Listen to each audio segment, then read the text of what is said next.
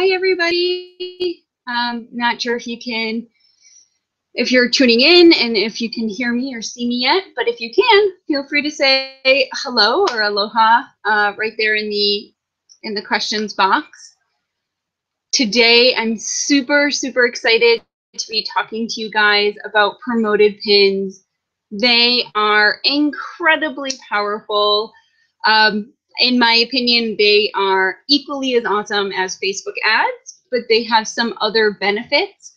And it would be fantastic for any business right now to be able to take advantage of these special benefits.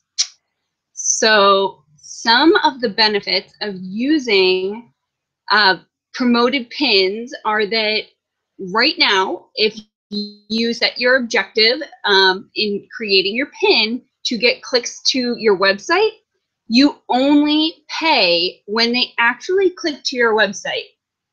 And this means you get free repins.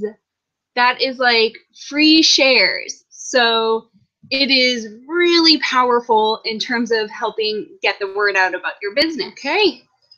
Well, it's about a few minutes after 10 or after 1 p.m. Pacific Standard Time.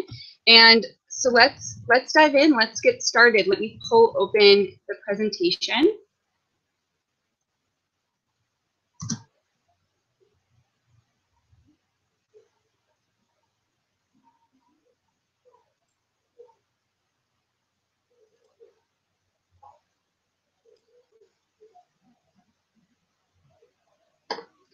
All right, so I think you guys can all see that clearly. As I mentioned before, today we're talking about promoted pins. Promoted pins are the advertising option, the paid advertising option on Pinterest. And when I say paid, it's completely flexible in terms of budget. You can spend as little as $5 and you can spend as much as $5,000 if you have it and you want to, and you can even go up from there. So what you're going to learn today and what we're going to talk about today, I'm going to give you some tips for getting started. So letting you know what the process is for turning on an ad, so you can easily follow step by step and get an ad turned on. We're going to talk about creating the actual ad and how you can test your ad before you invest any money into it to find out if it's going to be successful. And then we'll wrap up today by talking about how you can track results. Now, if you can hang out longer after the main core of this presentation's done, I'm going to take you on a tour on the back end of my WordPress website and show you how to verify your website with Pinterest on WordPress and how to use rich pins with your Pinterest profile. Okay, well, I'm just logging in here to Pinterest for our screen shares.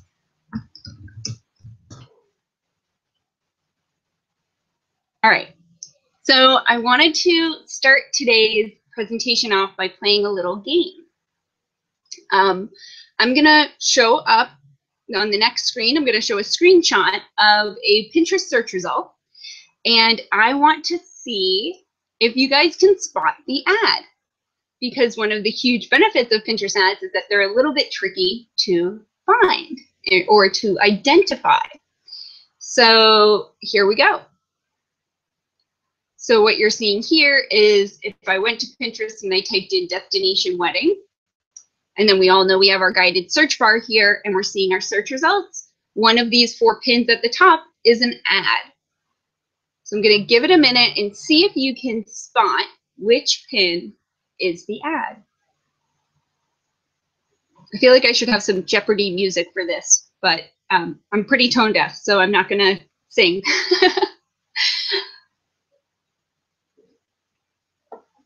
All right. Well, are you ready? Drum roll.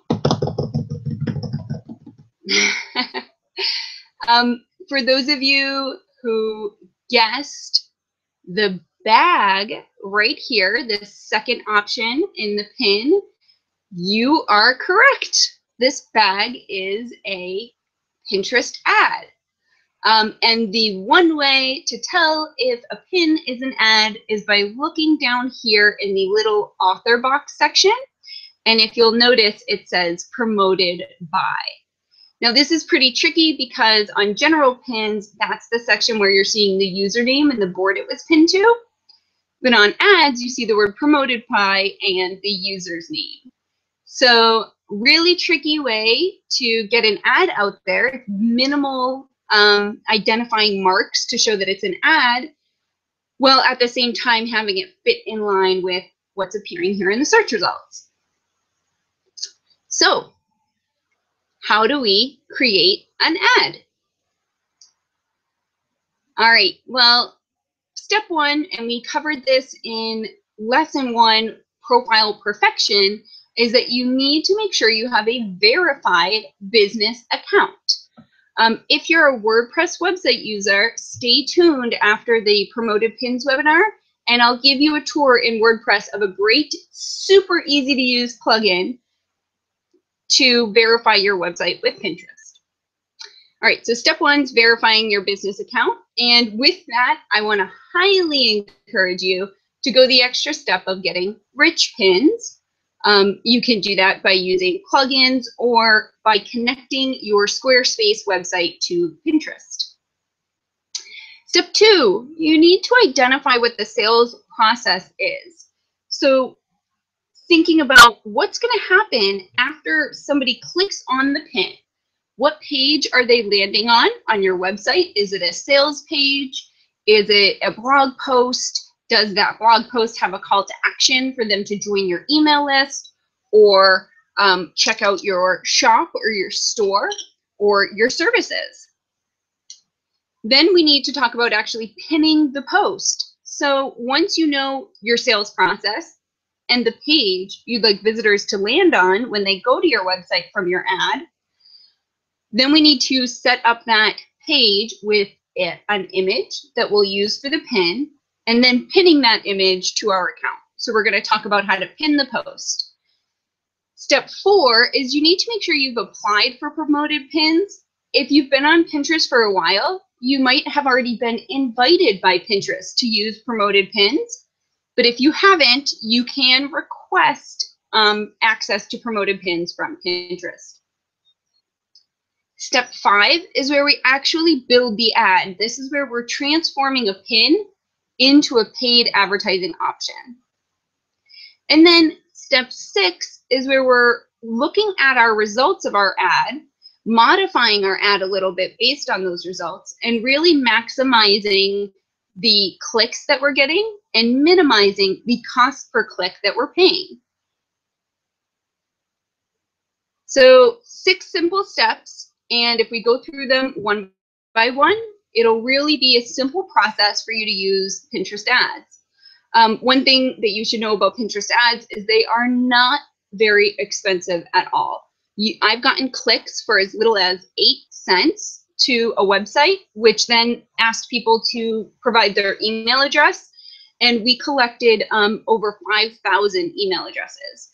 So that was a huge list building campaign. And the budget was, it was pretty big, but not unreasonable. It was up in the, $150 range. So pretty potent results for, a reasonable advertising budget.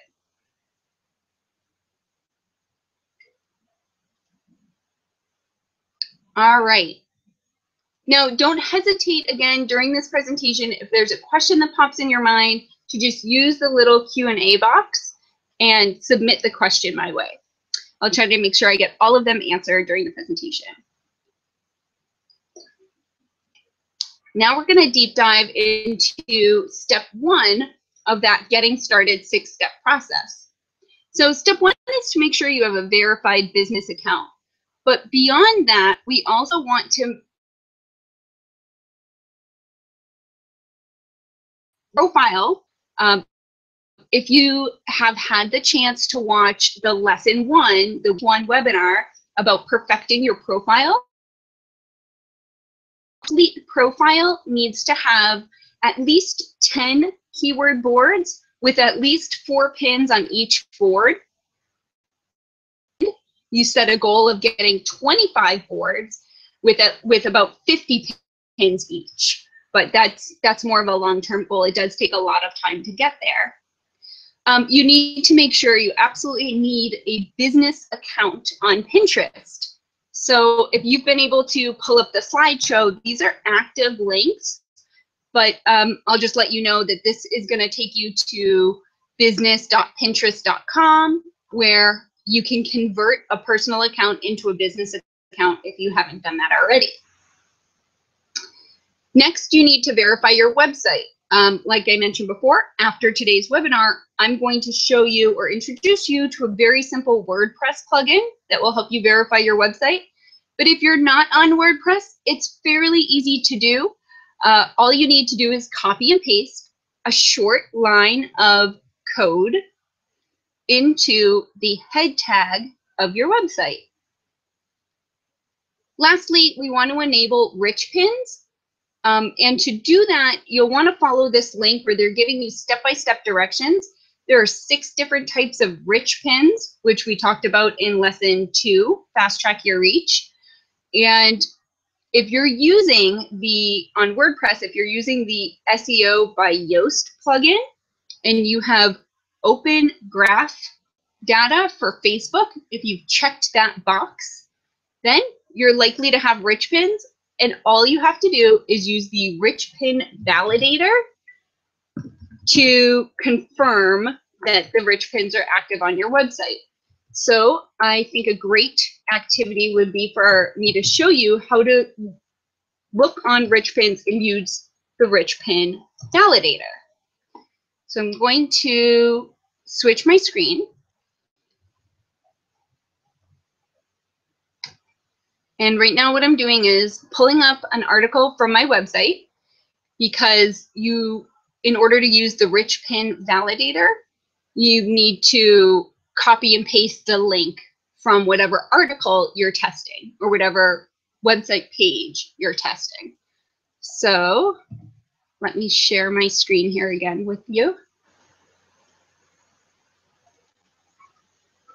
All right, so what you can see here, let me open this a little bigger for everybody. What you can see here is just an article I have on my blog, and I'm taking the URL and I'm copying it. Then I'm going to this website. It's developers.pinterest.com/tools/rich-pins/validator. A really easy way to get there would just be to Google Rich Pin Validator by Pinterest, and the top link will take you here as well. So to use this rich pin validator, like I said, all you need is the URL of the page you want to check. And you paste in your URL and you just click the validate button. What you're looking for, what you're hoping to get, is a message that says, congratulations, your rich pins are approved and on Pinterest. If you don't get this, then somewhere in your process you don't have the code enabled, or you haven't assigned your site name. So you might notice if there's an error that instead of having a green check here, you might have a red exclamation point. And I would encourage you to try using a blog post as your link, as opposed to using your main website. So just to say that, reiterate that a different way, my main website is mmmsocialmedia.com, like it says here. If I had just put that website in without linking to a specific blog post, I would have errors. And that's because rich pins are specifically designed for recipes, articles, movies, products. They're designed for one page, not your entire website. Okay, so now we know how to check if we have rich pins. So we can tune back into today's presentation.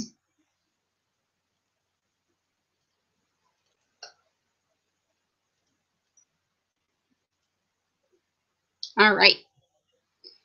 So at this point, we've checked off all the things to make sure that we have a verified business account. And it's time to move on to step 2, which is outlining our sales process.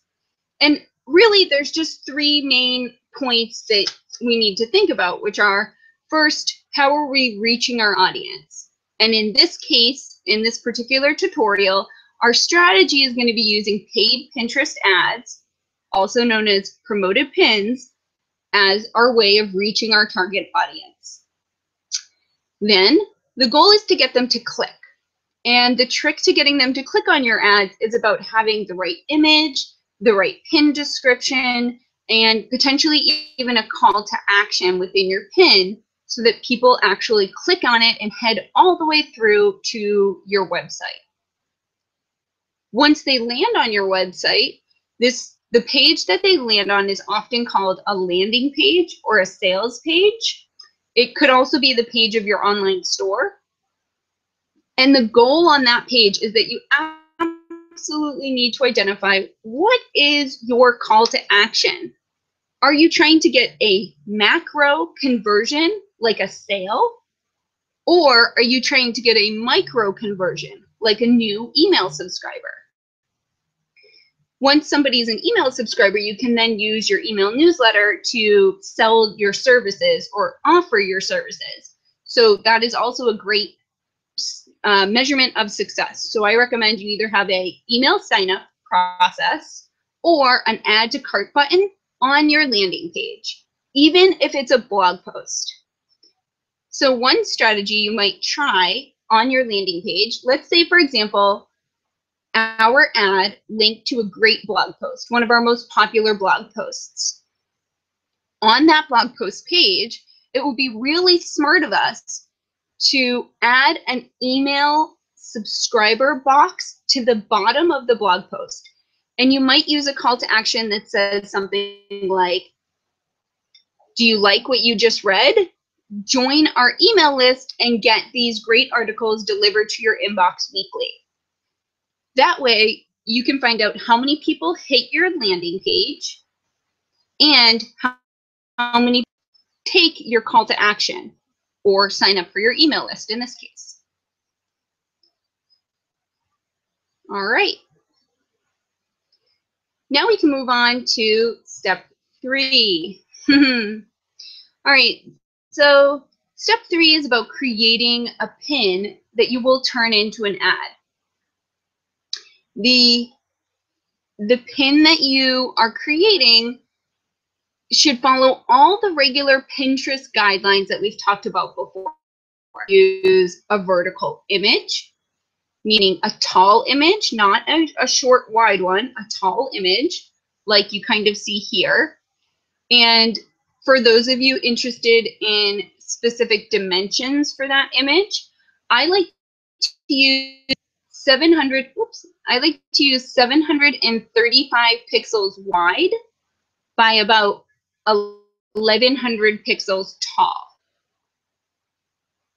Okay, and then I personally think it's a great idea to put text on your image, even if it's minimal. If you're selling a product, though, it's understandable if you just want to feature the product in your image. Things that will make your image really pop are bright colors, interesting perspectives. So if the photograph is taken from an interesting angle or shows interesting lighting, that tends to capture the eye a little more.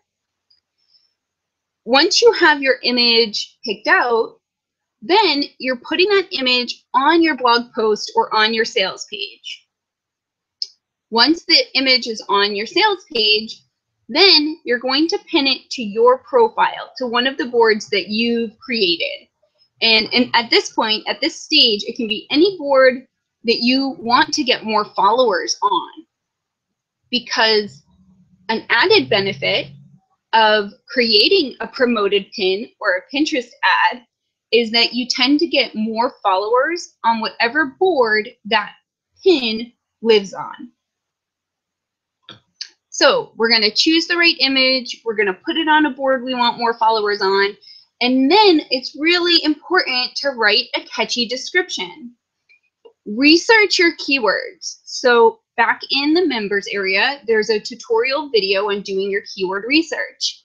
And I want you to take that an extra layer, looking at your guided search suggestions, looking at your autofill suggestions in the search setting, and then find a way of maybe incorporating one or two of those words into your description. More important than putting your keywords in your description is writing a description that feels casual, approachable, and almost as if it's written from the first person.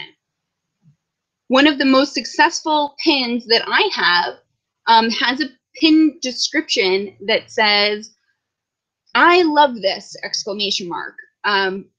This printable, I just completed my printable marketing plan and I feel ready to grow my business. That type of a description incorporated the keyword marketing plan, but because I use words like I and my, the ad itself or the pin description came across as if it was coming from a real person and not like a salesy pitch from a business.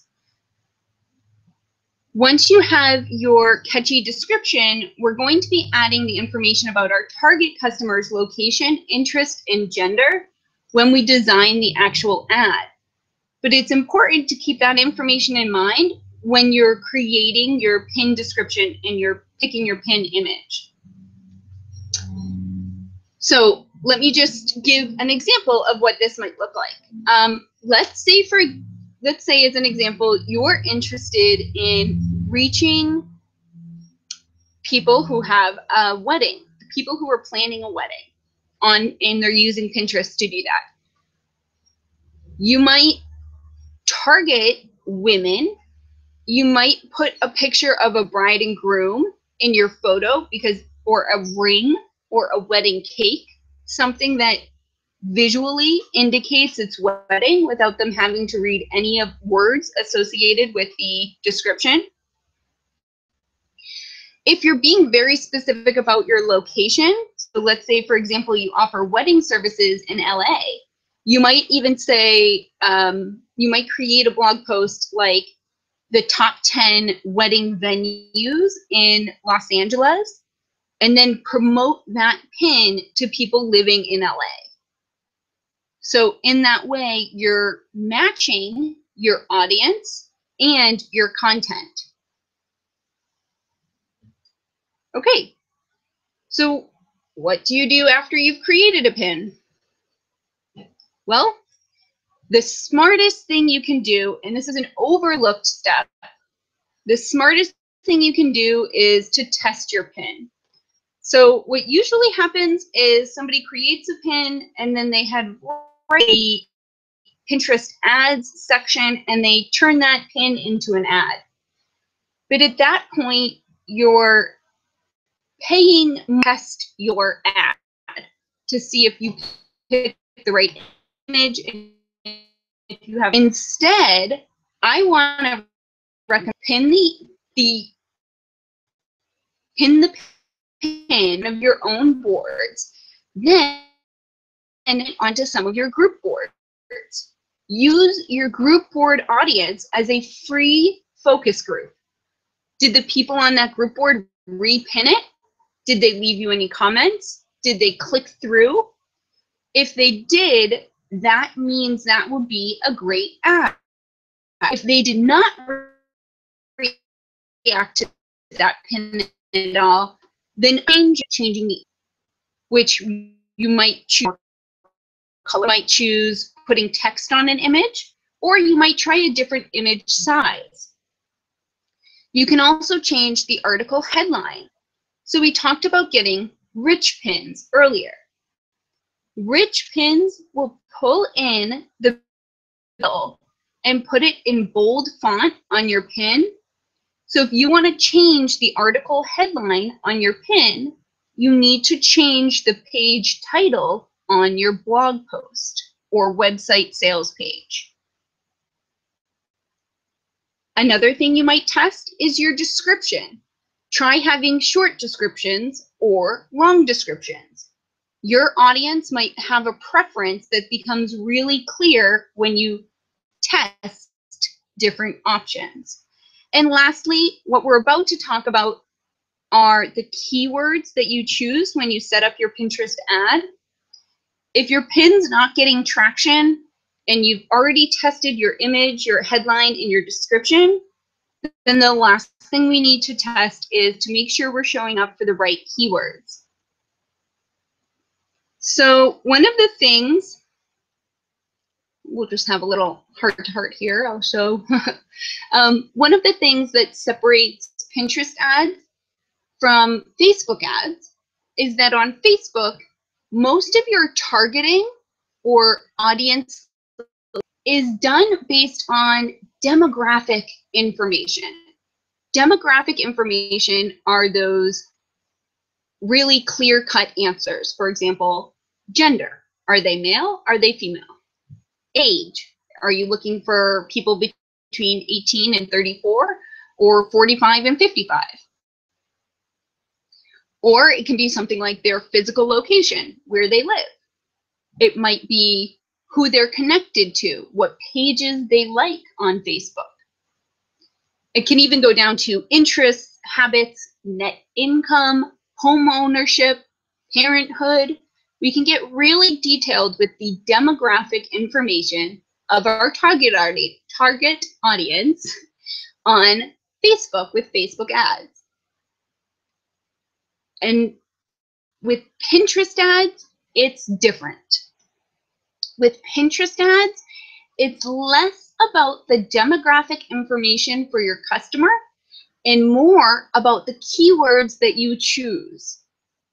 So we need to get in the mind of our customer and think about what words they might be searching for on Pinterest. Okay, so now we're going to dive into the next section of today's presentation.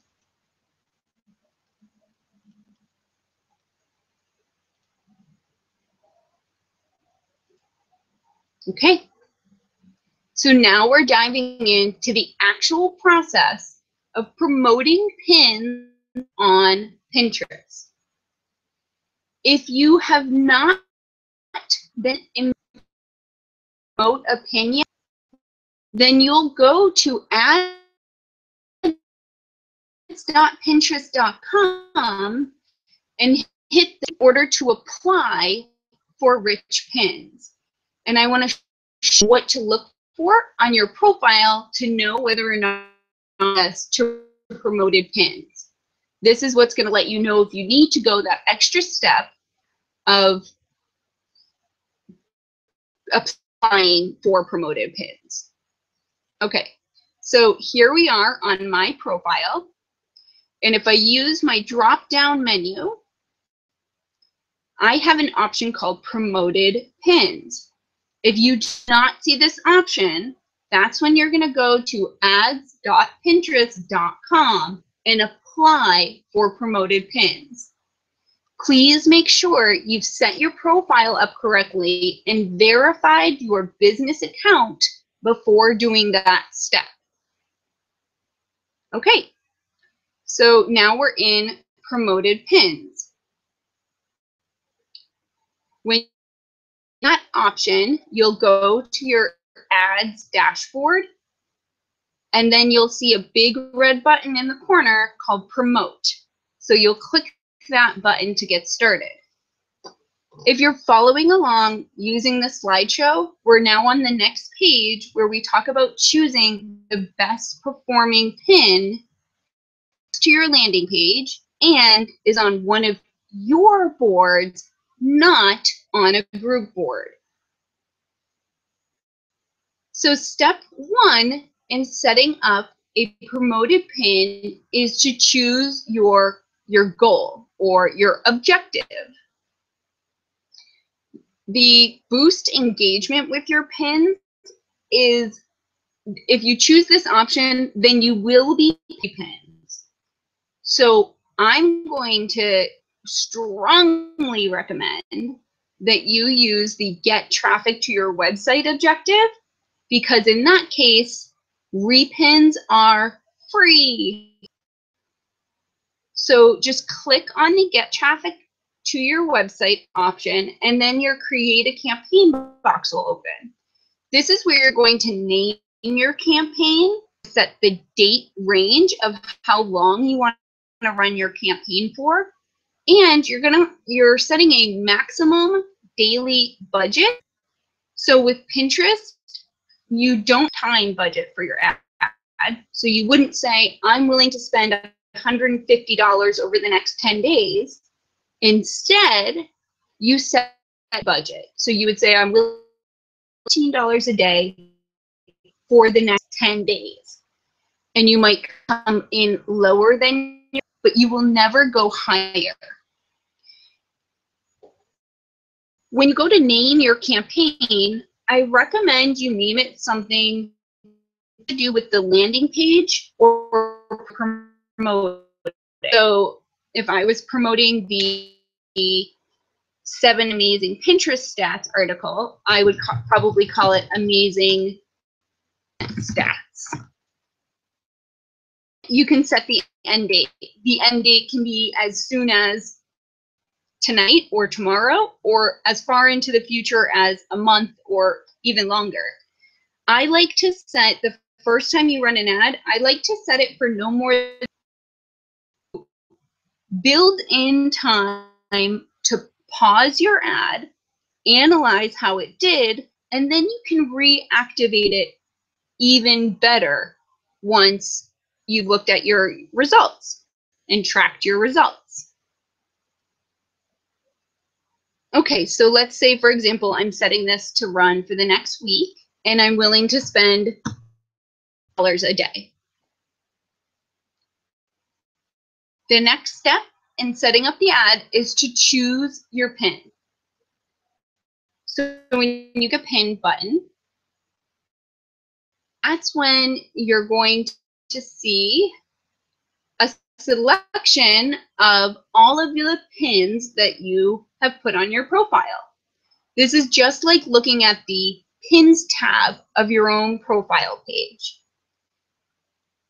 A smart way to do it is to look at your most clicked and 30-day most repinned content to get an idea of what's working really well. Or you can scroll through and find the pin that you put on your board that you really loved. So here we can see a couple of my pins that have been most clicked and the results that they're producing, and see the number of pins down here, and then how many likes. And then I can also do the same for most repinned, which in this case, I was going to say, it looks like it's staying the same, but it did change. So now we're talking about repins here, that high numbers of, so these pins are getting shared really often. And I just want to reiterate here that with these promoted pins, when your objective is set to get clicks to your website, you don't pay when somebody hits the pin it button. So you don't pay when they repin. You only pay when they actually click to your website. So a highly often repinned pin makes a great ad if you're more followers, because it's going to get shared a lot. A pin that gets most clicked is a great pin for getting people to your website. And so that's a little more. Okay, so I'm going to go to all pins, and I just want to point out you can also search up here by keyword. So if I type in the word amazing, because I'm looking for my 7 amazing stats, it'll do a search for me, and there's my pin. Now, what I'm going to look at is, see how down here you can see saved to, and it's telling you what board the pin lives on. So I did just explain the importance of pinning your pin to a group board to test the results. But if for your ad, you want the pin to live on your own board. So let me actually do another search, because this one's not coming up this pin lives on one of my boards, and that I want to find which board it lives on. Okay, let's see. Do one more search. Oh, it keeps giving me this same. Let's see if I can do a quick search. All right.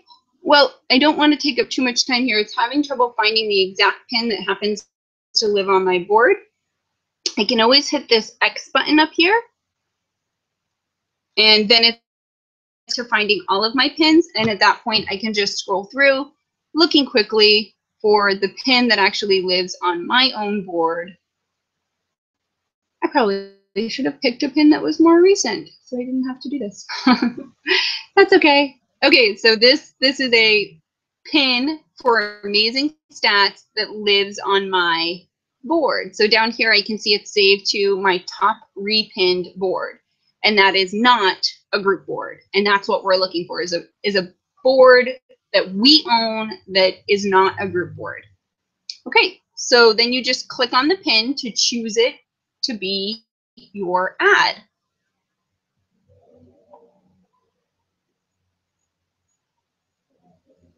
If you're following along in the slideshow, we're now on the Create Your Ad slide, where we're going to discuss keywords, choosing our location, setting our max cost per click, entering the URL, and setting our campaign name, date, and budget.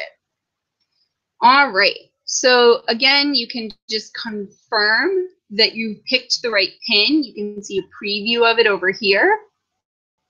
And at this point, this search for terms box, this is how we're choosing our keywords. And it is fantastic to attach your ad to at least 25 or more keywords. And you can do that by typing in a word. So for example, I'm going to type in the word business. And I'm just going to hit enter so it actually, or choose from the list so it actually does the search. And when it does the search, it's giving me results that have the word business in them. And all I do is I hit the plus sign to add that as a keyword. Do you see down here how when I hit the plus sign, it turned into a selected keyword? So I want to add it under business. I might add it under, let's do another search, under Pinterest. So I might add the keyword Pinterest. I can do another search for thing.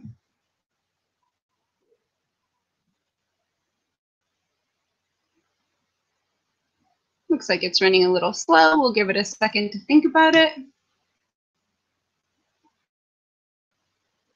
Come on.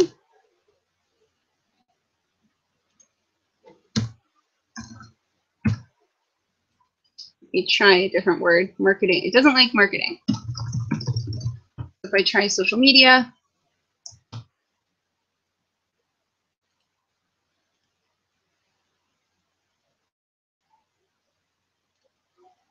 interesting. Okay, it's either taking a while because of a glitch, or it is, so actually I'll click this term, social media, down here.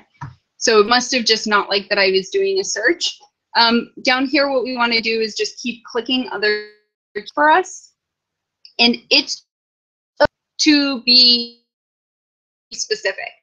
So let's give an example here for a moment. If you're in the wedding industry, you know your bride is from New York, you might put in keywords that say wedding. You might put in keywords that say bride, groom, bridesmaids, wedding gifts, wedding venues, all of those general keywords. But you also might put in keywords like New York, NYC, New England. So you might start putting in terms that somebody would search for. And if they happen to also be in the wedding industry or looking for wedding services and they see your ad, it'll still be applicable and relevant to them. Remember, you're only paying when they actually click through to your website. So for your first one of your ad, it's better to go really broad with your keywords instead of really specific. Other, like more broad keywords I might use for this particular ad would be something like office.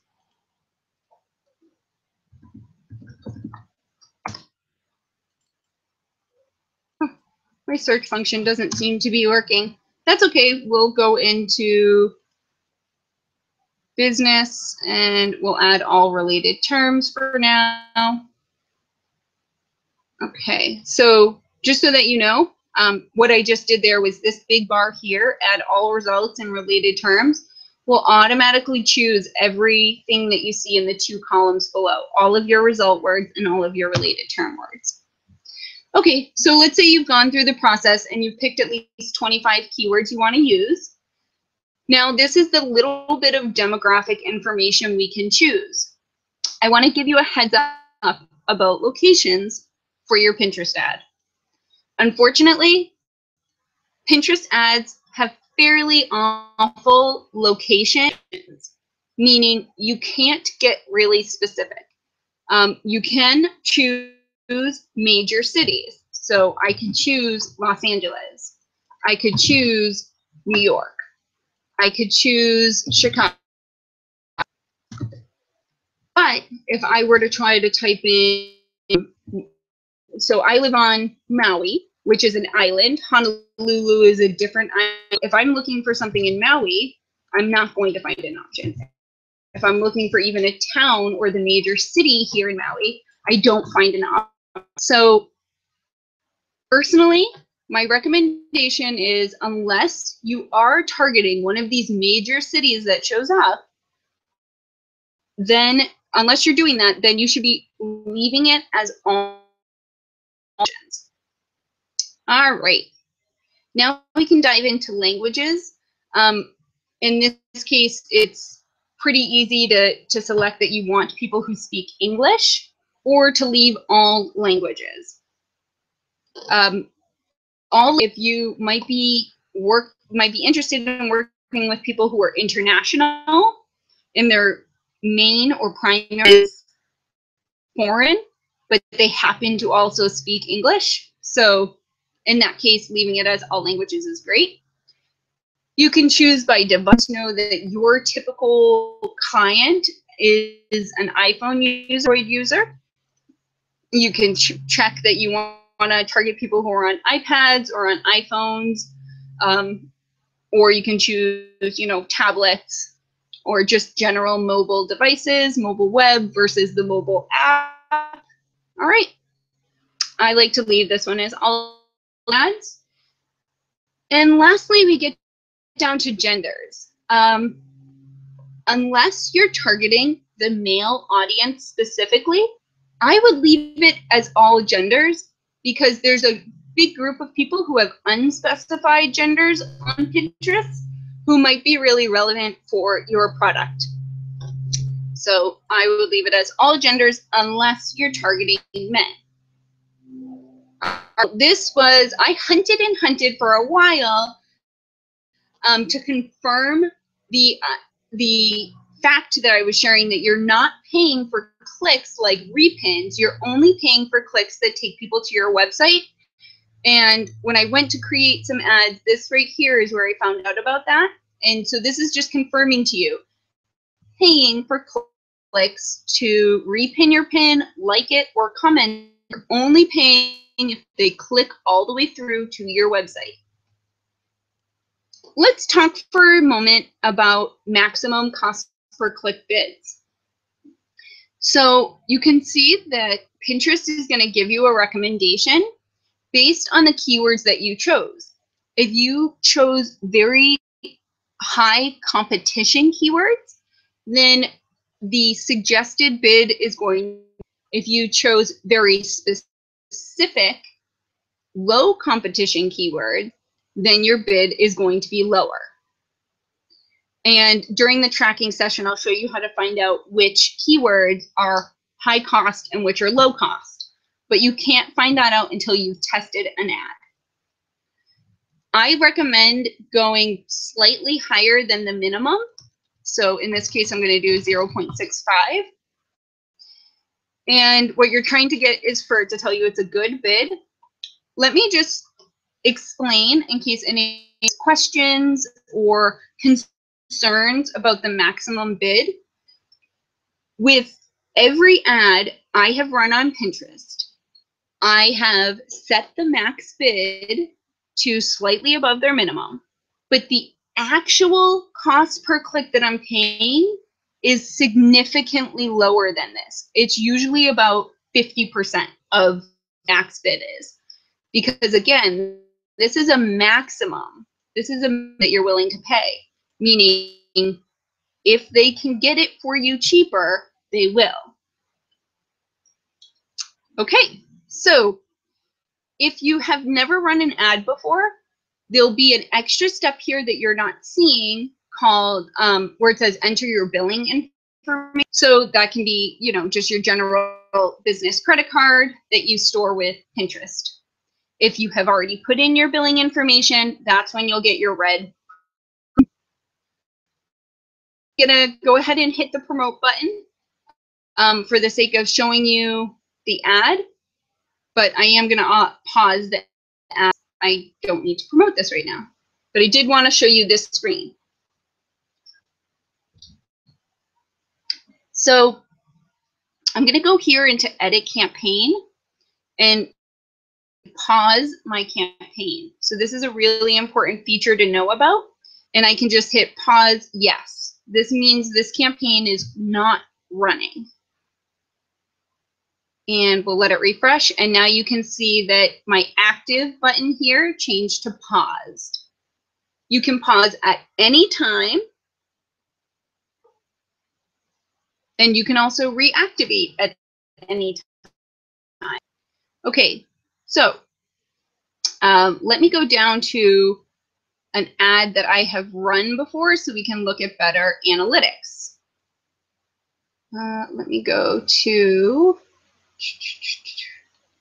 change my date range. So I'm going to go up to ads, and then I can go down here. So again, this is that main ads dashboard, and I can go in to view traffic from campaigns. I can say view all, and this is where we can see a couple of the ads that I've run. I run a lot more ads for my clients than I do for myself, but and I'd like to show you actually one result for my clients because it gives some really good ideas about creating, but we'll do that together in a moment. Here in the tracking section, we can click through to actually see the ad that has some tracking results attached to it. You'll want to, up here, you'll want to change the date range. So this ad ended on the 3rd of August, so I want to make sure that I change my date range to say maybe right up until the 5th of August.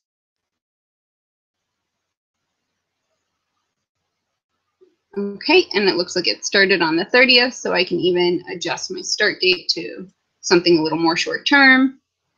All right, so you can kind of see the ad here.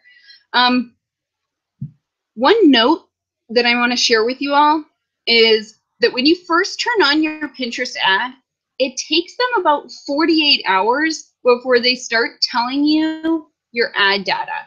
So your total impressions will show 0, your repins will show 0. All of these numbers up here will say 0 for usually the first 48 hours. And then what happens is all of it starts to populate and stays pretty updated for the rest of the life of your ad. There's a few things I want to point out on this page, and I want to start with reiterating a point I talked about regarding max bid. So when setting up your ad, I mentioned, you know, I like to choose about 5 cents higher than the recommended max bid. And in this case, I set it to 55 cents. But the actual average cost per click I was paying was only 11 cents per click. So this is significantly lower than my max bid. And that's very common when you have a great ad, when you have an ad that's getting clicked a lot and repinned a lot. Okay, so now let's actually talk about what we're seeing here. Total impressions, these are the number of people, times that your ad has appeared on the news feed. This could be a person's news feed, or this could be a search result news feed. Then you get your number of repins, so you can see how many kind of free shares you got with your ad. You can see your total clicks, so how many times do people click through to visit your website? And this includes clicks that happen on repins, just so you know. CTR stands for click-through rate. So that is basically out of how many people saw it, how many people clicked. And in this case, it's less than 1%, but that's okay because I don't pay for impressions. I only pay for clicks. And then we get into average CPC. This is the average cost per click that you're paying. And then the effective cost per click. What you'll notice between these effective cost per click and effective click-through rate is there's usually very little difference. This is an idea of range of how many people not only clicked, but then the page actually loaded, things like that. Okay, and then it's going to tell you how much money you actually spent. So in this case, you can see $1 to drive 105 people to my website and get nearly 30 free shares. So that was, in my case, money well spent. You don't get that kind of results with a Facebook ad usually. You're not going to get 105 people clicking to your website for $11. So this is a reason why I really love Pinterest and encourage you guys to use it. Now what we're going to do is scroll down, and this is where we're going to talk about those keywords and finding out the keywords that are costing you more money and the keywords that are less competitive. So all the keywords that you chose to attach to your ad will show up here under terms. And what you can see is, first of all, total impressions. So the popularity of that individual term. Looks like blogging was the most popular term of all the terms that I chose, with business idea coming in second. Then we can see how many repins we got from people who clicked on that particular keyword. So for somebody who searched blogging tips for beginners, this had, or blogging for beginners, this gave me 3 repins. So that was a really relevant audience in terms of pins and repins. And then this third column, this is where we can see, so how many people clicked that particular keyword to get over to our website. And I click on the heading of each row to sort your results by by whatever that row is. So if I click on total clicks, it's going to show me marketing ideas got me 9 clicks and 3 repins. So this is kind of my best keyword. And this is your click-through rate and your effective click-through rate. So it's out of how many people saw your ad, how many people interacted with it. It's not too important to pay attention to. I like paying more attention to total clicks and spend. So let's talk about spend for a moment. One of the things that we can see here is business ownership was a keyword that I chose that cost me a lot of money. Well, not too high, but I mean, I was paying, so for 7 clicks, it cost me $1.23. Let me scroll over a little. And ideally, let me flip it the other way. Ideally, we want to find a low cost keyword. So actually, I'm going to do this a different way. I'm going to look at our spend. I'm going to rearrange our spend again, showing the highest spend first at the top. Come on. Oh, there we go.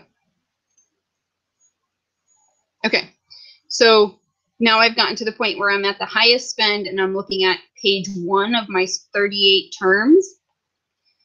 And I can see here, so I'm gonna take out my calculator for a second. And for $1.23, I got 7 clicks. So those clicks cost me about 17.5 cents each. And I can go through and I can do this math to find out my keywords that have the lowest. So if I look at this one for 96 cents and divide it by 7 clicks, this keyword here, business ideas, only cost me 13.7 cents per click. The goal of looking at these keywords and finding out your average cost per click for each keyword is to eventually, when you reactivate an ad, take out the keywords that cost you more and that cost you less, because that's part of optimizing your ad and getting the lowest possible cost per click. So if I did that a few times, I could probably get my average cost per click down to about 8 cents. I've even seen it as low as 5 cents. Okay, so I do want to show you, I'm going to log out here. I do want to show you one more example for ads in terms of results.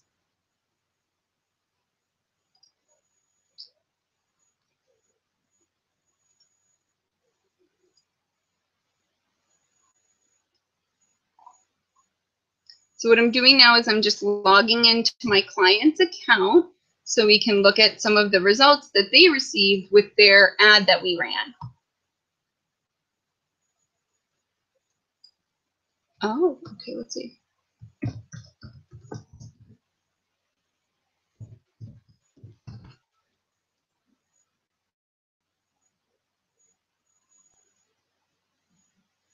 It's going. Okay.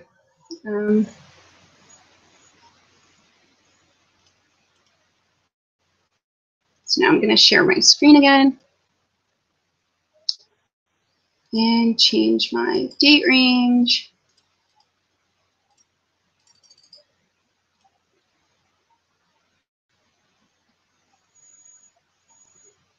And it looks like I'm going to set this to the 23rd, the 25th.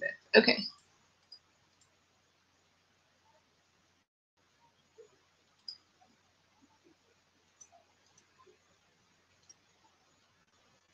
Okay.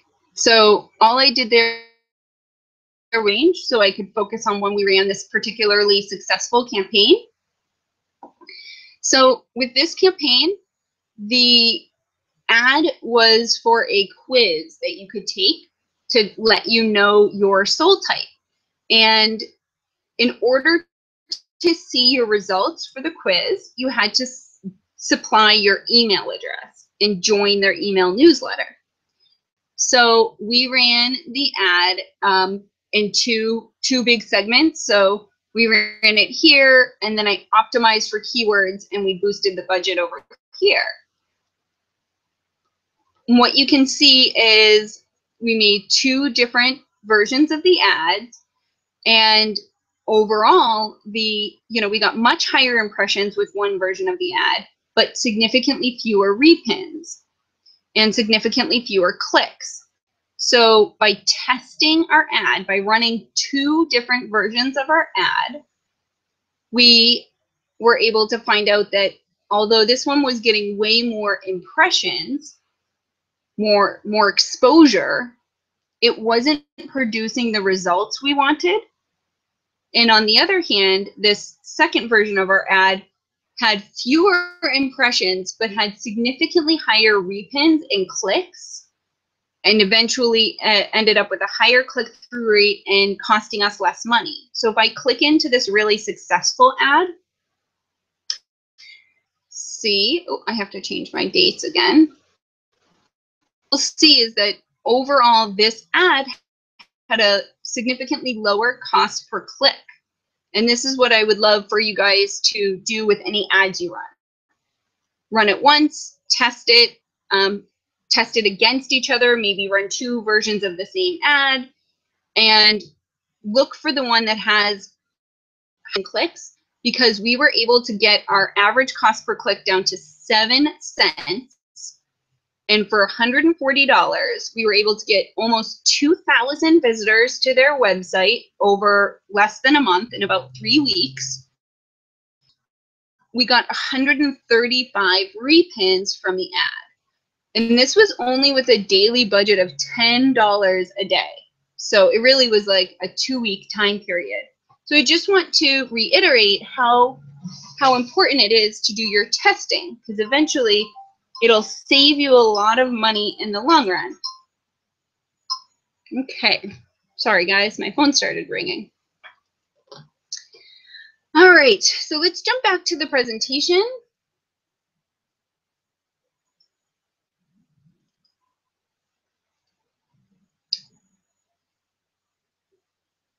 So what we talked about was this screen here and how to track results. We talked about what each of these results mean, what each category up here means, and we talked about how to click to see how individual terms are affecting how much you're spending. So much wraps up today's training portion of our web.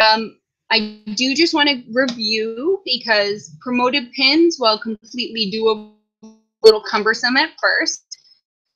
So simply with these two, by making sure that you business account and that you have rich pins activated, then map out your sales process. Are you going to be going after a sale of a product or getting new email subscribers? Or are you just interested in getting more blog visitors and brand exposure? Then we'll talk about creating the actual ad. Once you've finished your getting started tips, start thinking about what image appeals most. Maybe take some of the keywords you're planning on using in your ad, search them on Pinterest, and see what other images show up. Find something that's really going to pop. So maybe it uses brighter colors, bolder fonts, or a really eye-catching perspective on a photo. Write a catchy yet casual description. Try testing first person. See if that gives you a higher response rate. Test the pin using your group or focus group. See if your pin gets any repins when you add it to your group boards. Lastly, you'll be ready at that point to set up your promoting. You'll need to choose a budget and a maximum cost per click for your ad. You'll need to select at least 25 keywords. I recommend going for even more if you can for your first round of testing. Then make sure after you've done about a week of testing that you go in and track your results. Take out keywords that have a high cost per click and keep a running list of all your low cost per click keywords ads. Thank you guys for tuning in today, and I'm really excited to help you get a promoted pin out there, because these are really, really powerful in terms of getting people to your website and making Pinterest your #1 source of website traffic.